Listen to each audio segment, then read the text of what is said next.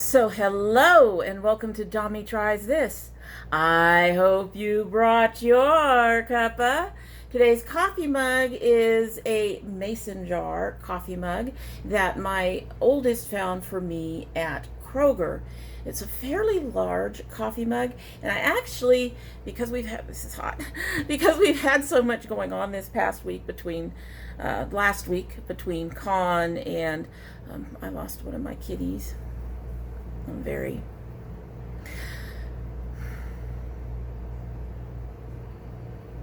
we knew it was coming soon, but yeah, so it was a hard week. It was a very hard week. So I almost completely forgot about this, and then I was looking for a mug for my video today and went, oh, I haven't used that yet. So here it is. Like I said, it was from Kroger. It was like $5 or $6. It has little onions on it, and it says Mason on the front. It's a very nice mug. It's a very big mug. It's a very hot mug. Anyway, and in today's coffee mug is our Calm Buddha Blend tea. As I recall, I like this tea. Probably won't be purchasing it anytime soon, even if I'm interested in buying it, merely because I have lots and lots of tea. At any rate, let's give this a sip. Let's remind myself, this is the last one of these. I think I liked it enough to want to savor it and hold off on you know, using it up. Some of them I will use up very quickly, and others it's like, oh, it's my last one, I'm going to hang on to it. I think this was one of them that I was like that. But let's go ahead and give it a sip so we can go ahead and get started. Told you, it's hot.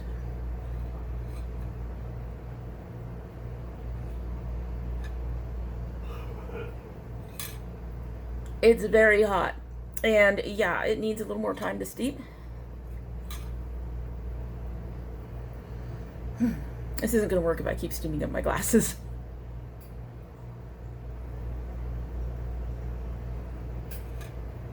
I will say that the mug itself, it's a little harder to hang on to than some mugs. It seems to not hold in the heat very well, even from the handle.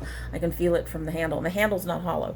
It's just something about this mug is making it so it's really, really hard to hold on to it. So on a very quick note, I'm beginning to think that sometimes when we see that yellow cast in my videos, it has to do with the way the sun is coming through the window that I have over here. Because I've just finished a video that had a little bit of that yellow cast, and now it's later in the evening and that yellow cast seems to be gone. So the lighting is working, but the season is kind of mucking around with things, and I may have to come up with something to cover that window, which would make me very sad. Anyway, so today we are reviewing my Ipsy, my regular Ipsy bag, my Glam Bag Plus, and my Boxycharm for the month of August. I have them all in this trusty basket. I think they all did fairly well last month. Favorites, I don't know yet, but let's go ahead and get into it. Starting with the regular Ipsy bag. I'm going to have to dig a little bit. But the first thing I need to talk about is the Aptos Skincare Balancing Mask. This was an add-on to my regular bag.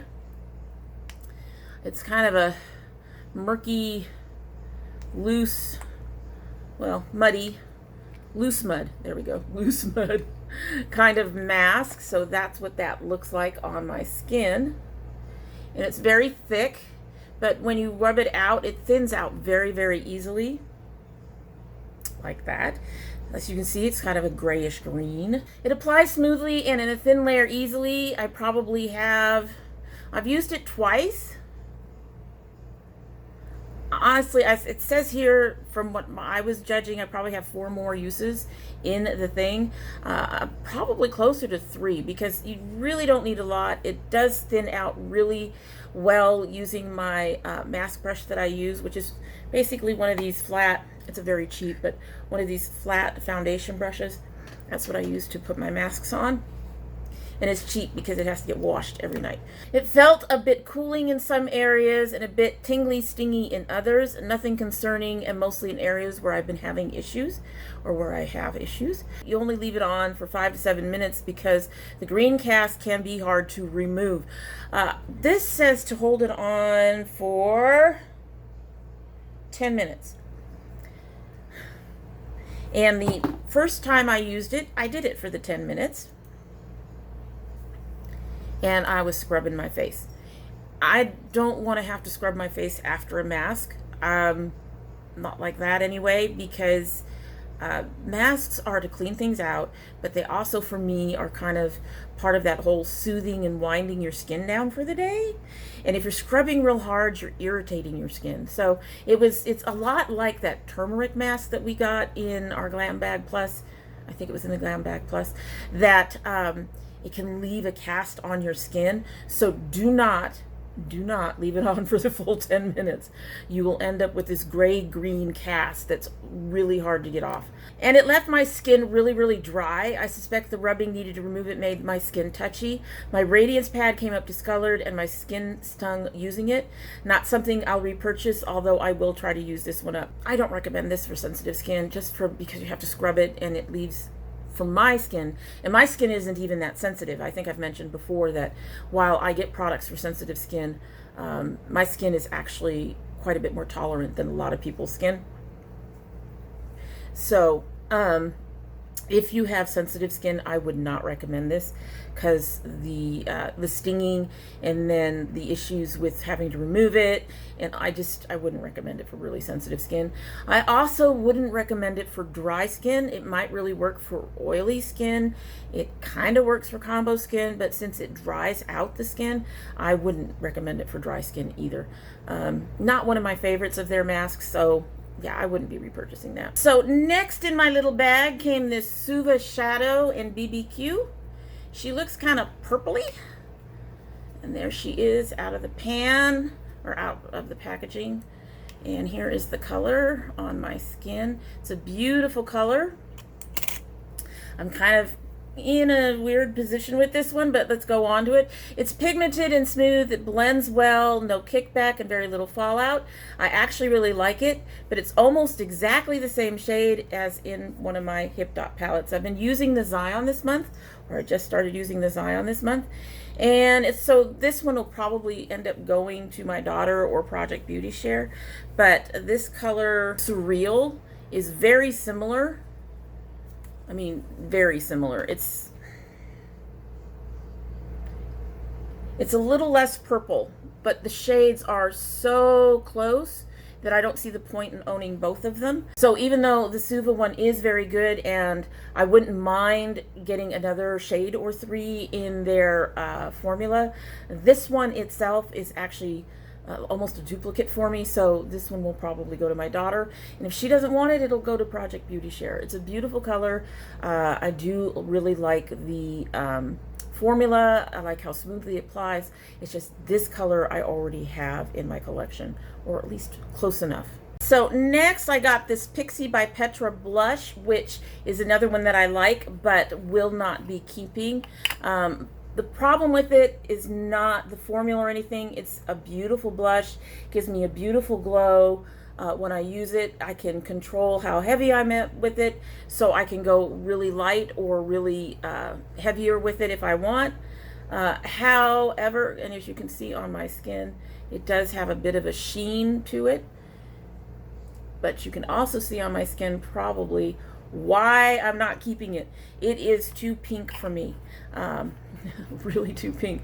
I go for more mauve-y blushes. I occasionally go for something with almost an orangey cast, not super orange. Generally speaking, they're kind of on the reddish orange side. So they have, these are samples of the orangey kind of colors I go for. This is my Rose d'Oro from Milani, and this is the Drop of the Hat from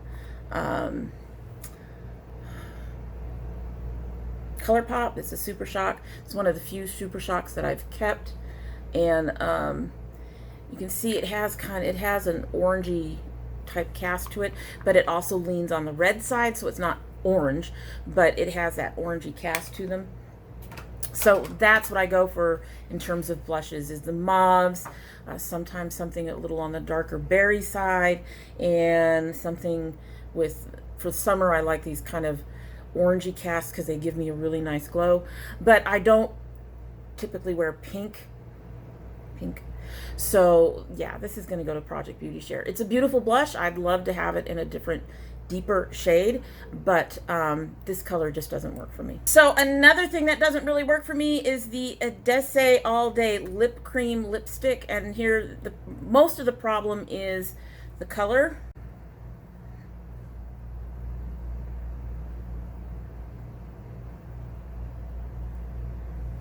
So as you can see, she's kind of a pinky brown, which really seems to show up here, but when I put it on my lips, it pretty much just blends into my lips. It's too nude and it's too stiff on application, so I couldn't even, because of the stiffness of the color itself, I couldn't even use it as an adjuster. Really, I would have to put it down first and put something over it, and I find with lighter shades, when I'm Frankensteining my lip colors, that putting the light color down first often does not work, and that's the case with this one. So yeah, I can't really use it, so this is going to also go into my Project Beauty Share. Next, I got this little Papa Recipe Foaming Cleanser. Yes, this foamed, and on a very, very tiny amount. I mean, seriously, this sample will last me a very long time. This up here. As you can see, it's kind of a thick white cream. It's not going to do it here. Well, it is kind of doing it. You can kind of see a little bit of the foam cast, but it's not really wet, so you can't see it all. There, I just got it wet. And there you go. That little bit, it's just foaming up. It's cleaning everything up, as you can see. It's only $2 more than my Derma E if I bought it on Amazon, and it would probably last a lot longer. My skin felt soft and smooth and only a touch dry on my cheeks. I am really, really liking it. I'm debating repurchasing it because it's only $2 more, but because of the amount, it would last longer. But I really like my Derma E too. So I don't know, but I do like using this one. I'm going to use this sample up, and I'll decide probably when I get to the end of the sample whether or not I'm going to keep repurchasing. However, I do recommend it if you're looking for a really nice cleanser, and I love the scent of this. It's kind of very fresh.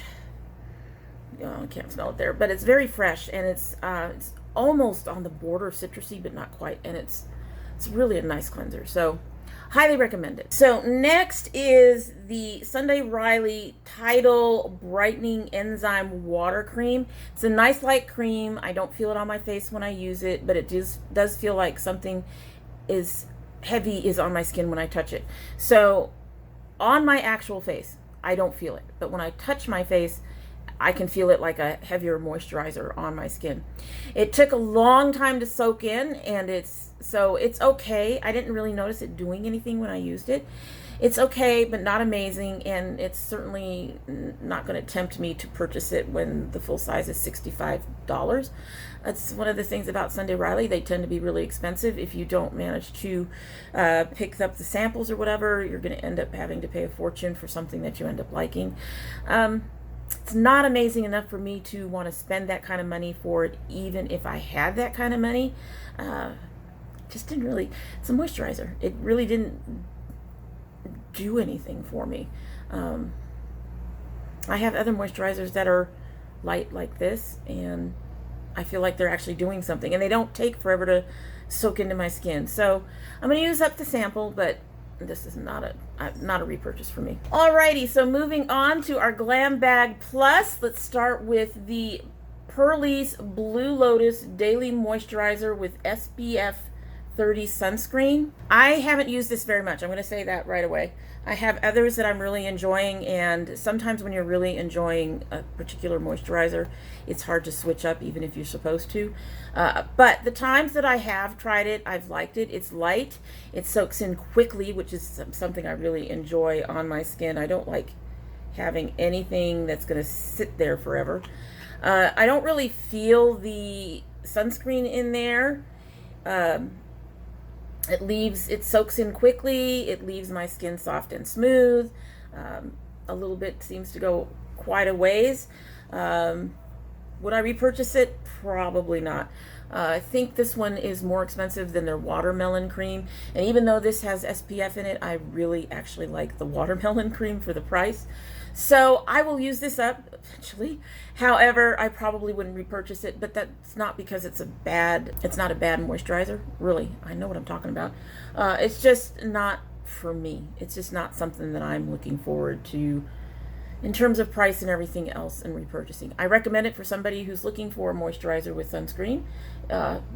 SPF 30, so that's not bad. Next, we have the Ahava Hydration Cream Mask. Even though the first time I used this, I was pretty sure I had put on too much, it did soak in pretty quickly. The first time I used it for overnight in place of my usual nighttime moisturizer. Still slightly tacky in the morning, but once I rinsed it in the morning, rinsed it off in the morning, my skin felt so soft.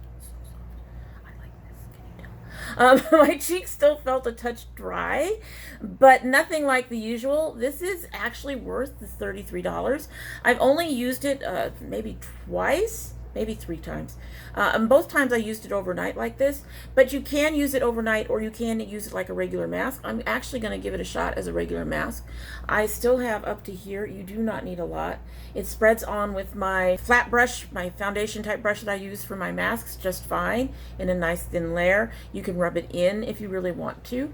Yeah, I really like this. So I'm thinking about, once this is gone, thinking about picking up another one in the future.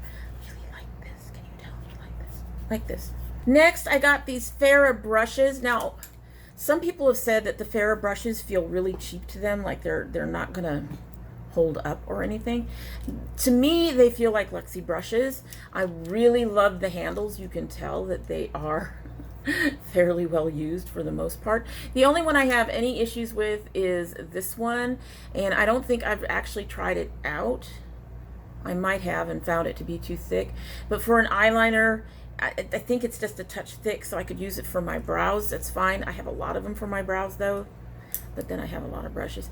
So yeah, these are well used, well loved. I really like them. I don't find any problems with them feeling thin or cheap. I've washed them at least once. I've had no bristles coming out. They remain soft.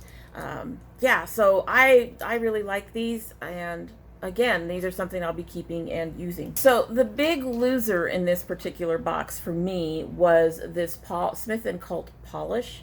Not impressed. The packaging, while pretty, is awkward and bulky. You have to take this top off. It doesn't stay attached. You have to take this top off. So when you're putting on your polish, you're having to use this really tiny little lid with this really tiny little brush to put it on your fingers.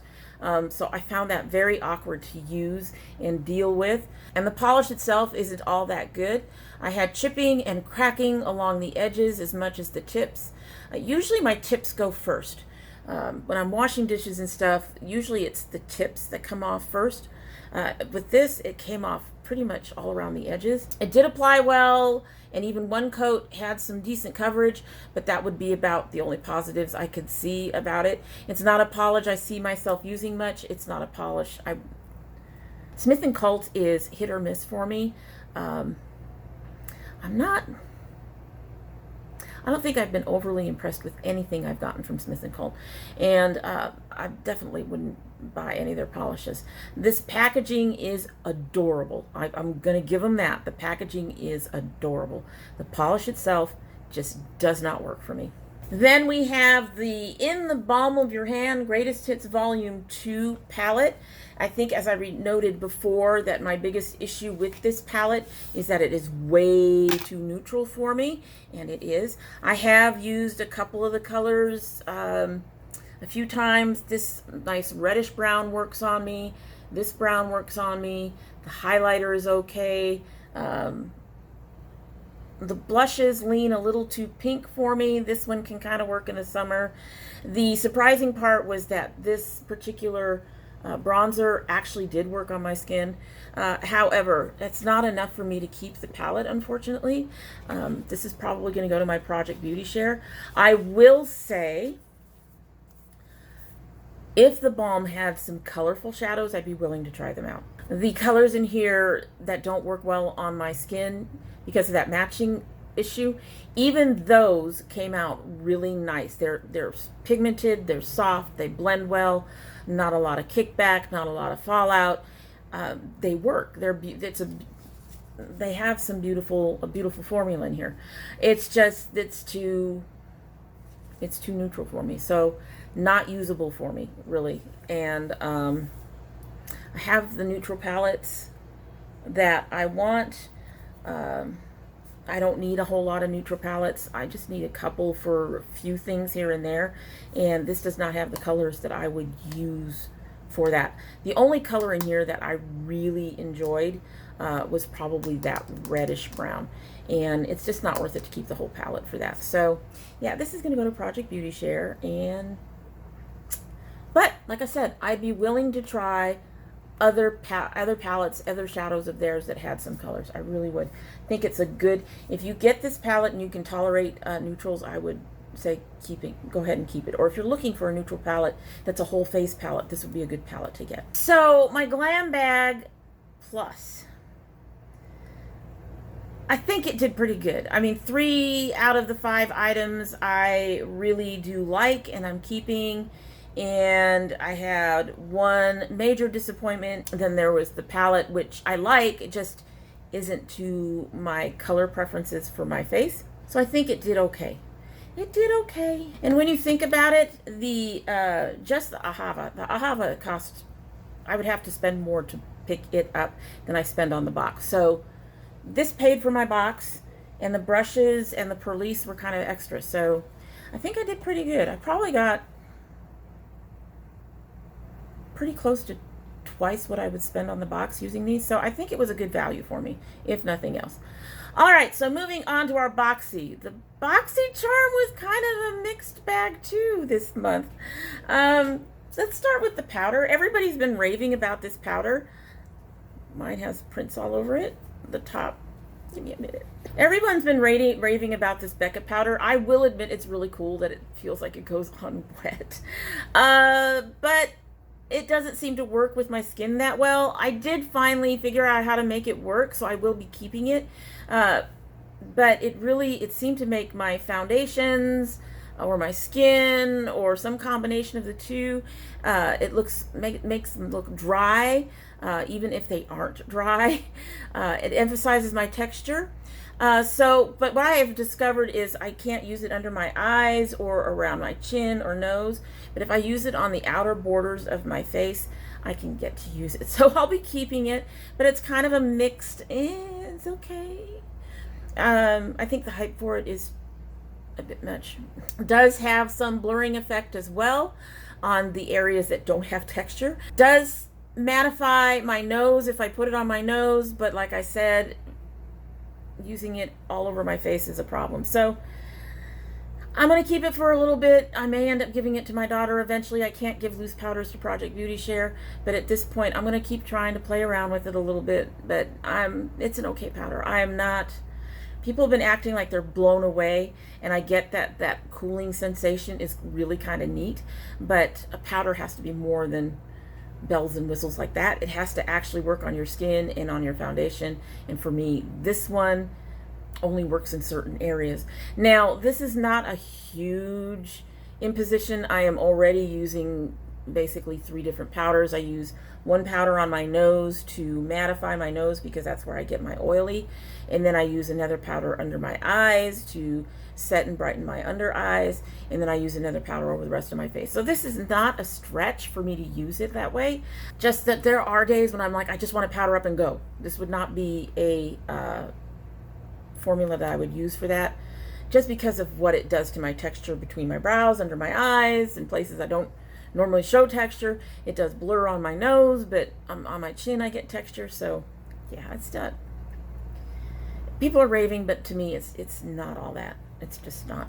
However, for me, the one thing that is all out of there is this Tarte Big Ego mascara. I think you guys can recall that I was looking at the packaging going, oh my God. The brush is kind of oddly shaped, but it is hair bristles. They're not plastic. And I'm loving this mascara. I am loving this mascara. I've got a mascara I'm trying to use up for my Reverse Rouge challenge, but I keep going to this one. I need to use up the other one, but I really, really like this one. It's as good as the Urban Decay Perversion or the Stylo Huge Extreme. The Stylo Huge Extreme actually works a little bit better than the Urban Decay, so this is more on lines with the Huge Extreme for me. One of the things that's good about it is it needs less coats than either one of them. Required for me to get that same kind of look that I have. I am wearing it today. Like I said, I've been reaching for it. So there you can see it. Excuse my eyes if they're a bit of a mess. They've been watering today. But there you can see it on my lashes. I get long, full, thick, beautiful lashes. I absolutely adore this. Most of the rest of the box didn't work as well for me, to be honest with you. Ipsy won for me just because there's so many items I really like from it. This one has one that I absolutely adore, and then it has one that I can use it. The other three items were but this made it worth it. I don't know if this covered the cost of the box. I think it did, or fairly close to. I'm glad I got the box just for this mascara, which is saying something. We've been getting mascaras like almost every month for, I don't know, a year and a half, 2 years now. Everybody wants to send us mascaras all of a sudden. I wish they'd stop. But I really, really do like this one. So I'm really glad I got it, and I'm going to continue to use it. It's one of the rare ones that I would probably purchase full size, which is saying something, because if it's not drugstore priced, which is, you know, 10 or down, then it's too damn expensive for me. And one of the things I like about the Urban Decay Perversion is it has the mini for $11. I don't think Tarte does minis that you can buy individually. They do minis in their Christmas collections and stuff. But yeah, so I actually would consider repurchasing this at the full price. So we have 3 more items that are in various states of okay. We will go with the, I can't even say which one's the worst. So first we have the Steve Laurent pencil. It's in the color Chic.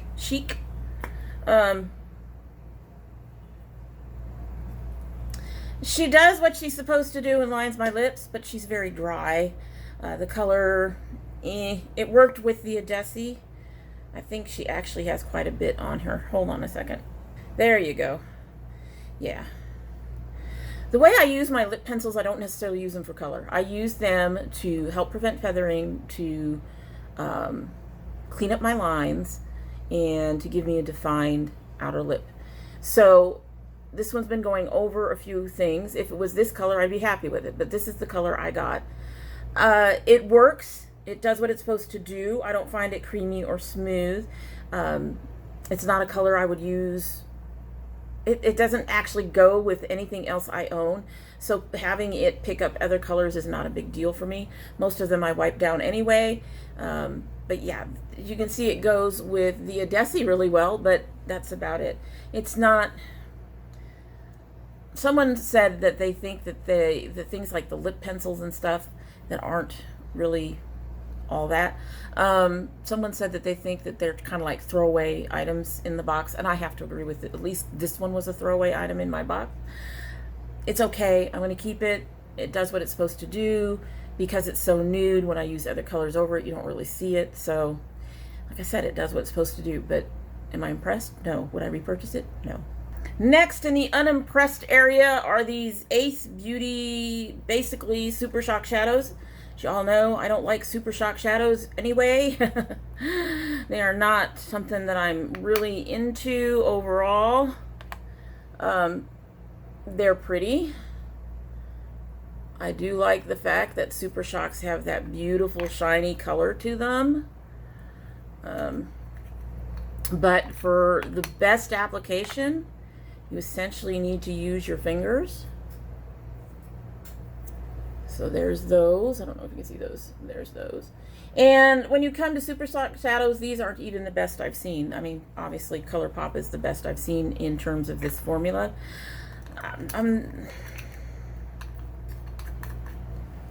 I don't think I can give these to Project Beauty Share just based on the moussiness of the formula.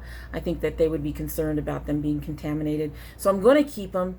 I don't see myself using them very much, particularly the pink, which is very bubblegum, and regardless of what it's looking like in here, it's very bright. But I'll hang on to them. I don't know. I don't know. Yeah. Whatever these were worth, I would not repurchase it. They had like 2 or 3 different pairs of these. I'm not impressed. If you want something with this kind of formula, just go to ColourPop. And, it'll be cheaper. The formula will be better. That's all I can say. And you will get all kinds of different finishes. They have matte, they have metallic, they have super metallic, they have satin, they have pearl, they have a bunch. So you can get a lot better deal with ColourPop, I think. But yeah, really wasn't impressed. I've liked a few other things I've gotten from Ace Beauty. I've gotten at least 1 or 2 eyeshadow palettes and a couple of other things that I haven't had a problem with. These I'm not impressed. And last is the Wander Glow Ahead Illuminating Face Oil. This stuff is weird. I do like the little tip that makes it easy to use. You'll see it comes off like a glittery pink. Hopefully you'll see that it's dripping down my arm, dripping down my arm. But it's a very glittery pink. It's smooth. I don't need a lot of it. It smooths out beautifully. I honestly feel that glittery stuff is actual glitter. You do get a bit of a sheen to your skin when you use it. That's great. However, your foundation covers it up, so not sure what the point of that is. It is hydrating to a degree, so that's really nice. And but by itself, I tried it as a primer. I didn't like it. It actually does leave your skin kind of tacky. And when I was trying to put on my foundation with my brush, it was like the foundation was stiffer. It was harder to blend out over this, so I didn't like it for that. However, it does mix really well with my No Poreblem that I got from Touch and Soul a few months back that I'm slowly working my way through. It does give, I like to mix the No Poreblem with moisturizing primers because I prefer a moisturizing primer when I'm using a primer. So this is my moisturizing part of my primer, and then that has the supposed blurring effect that it doesn't really have of your pores, but they work really well together, and so I'll keep it to work with my No Poreblem.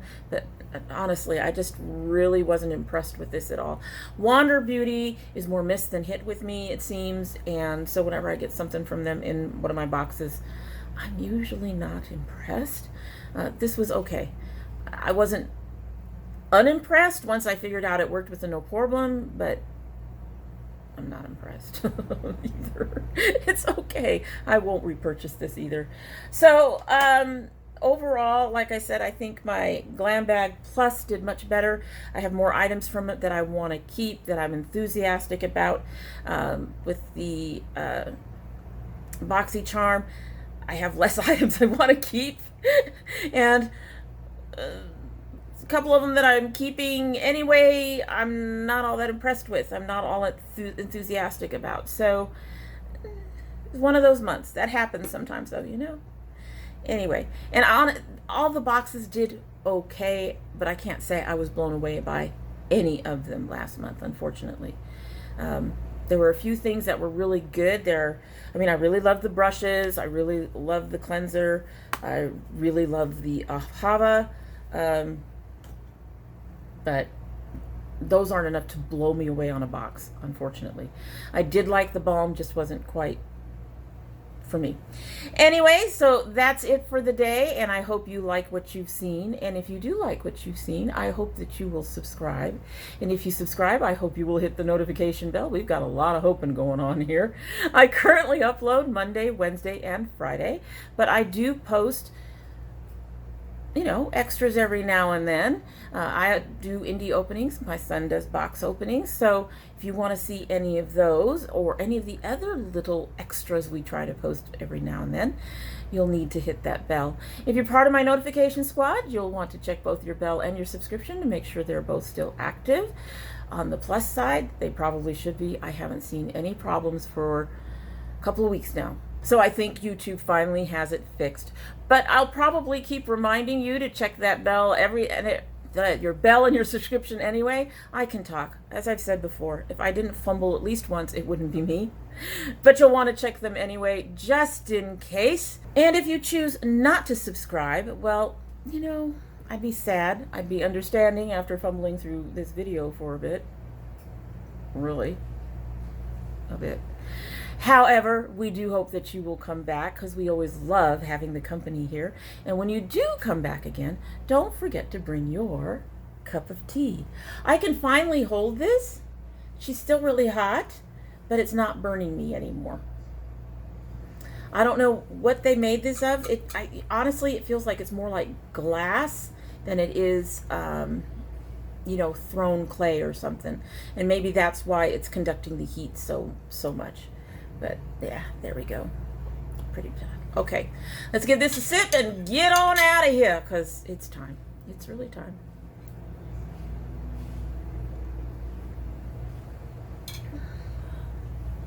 That's a good tea.